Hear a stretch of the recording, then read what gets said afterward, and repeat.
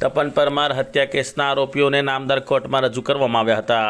આજ રોજ વડોદરાના પૂર્વ ભારતીય જનતા પાર્ટીના નગરસેવક એવા રમેશ પરમારના દીકરા તપન પરમારની જે હત્યા કરવામાં આવી હતી તે હત્યાના આરોપીઓને આજ રોજ નામદાર કોર્ટમાં રજૂ કરવામાં આવ્યા હતા। નામદાર કોર્ટ દ્વારા 3 દિવસના રિમાન્ડ મંજૂર કરવામાં આવ્યા હતા।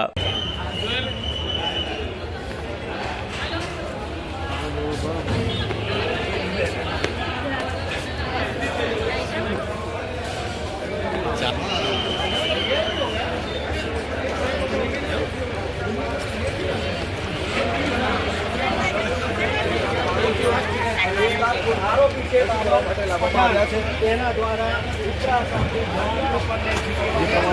હોસ્પિટલમાં મારામારીની ઘટના કરીને બાબર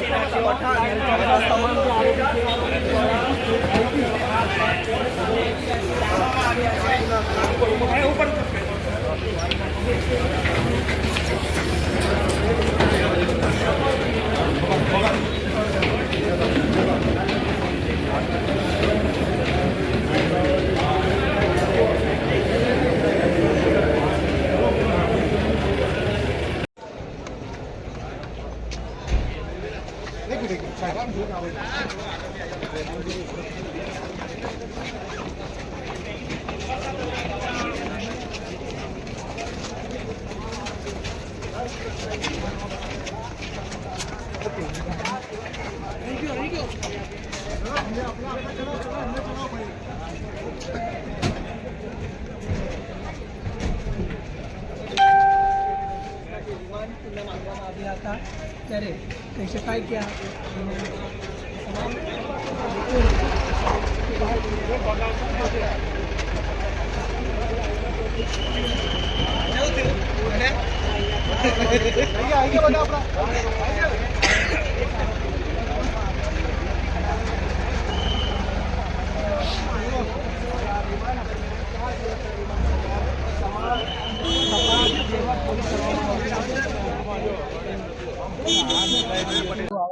જે બનાવ બન્યો છે, જે ગંભીર બનાવ બન્યો છે એ આરોપીઓને આજે નામદાર કોર્ટ સમક્ષ રજૂ કરવામાં આવેલા હતા।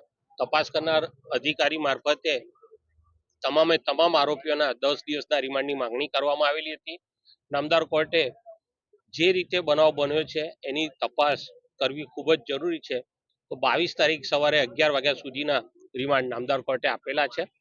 આ બનાવ જે બન્યો છે એ રાત્રિના સમયે જે કાવતરું રચીને એક જથ્થે તમામ આરોપીઓ ભેગા થઈ અને જે બનાવ કર્યો છે એ લોકો જાણતા હતા કે બે તપન પરમાર છે તે અનુસૂચિત જાતિનો વ્યક્તિ છે, એના પપ્પા સામાજિક કાર્યકર રહેલા છે અને વિસ્તારમાં સારી એની ઓળખ છે, પણ જૂના ઝઘડાની અદાવત રાખી અને આને મારી નાખવાના ઈરાદે પોતાના હાથમાં ચપ્પુ રાખી અને આ જે આખો બનાવ બન્યો છે બધા એને માર મારેલો છે। બધા તમામ આરોપીઓ એને માર મારી અને એને મોતને ઘાટ ઉતાર્યો છે।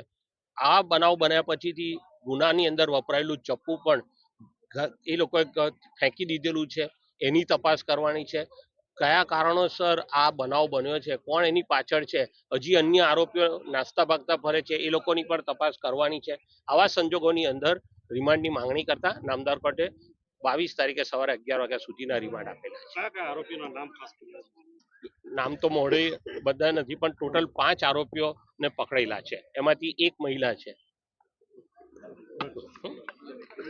જે મર્ડરનો ગુનો દાખલ એટ્રોસિટી થયો હતો રાપરા પોલીસ સ્ટેશનમાં 5મી તારીખથી નામદાર કોર્ટ દ્વારા રિમાન્ડ આપવામાં આવ્યું છે અને ખૂબ જ તરતીબથી અને વ્યવસ્થિત ઊંડાણપૂર્વક તપાસ કરવામાં આવશે।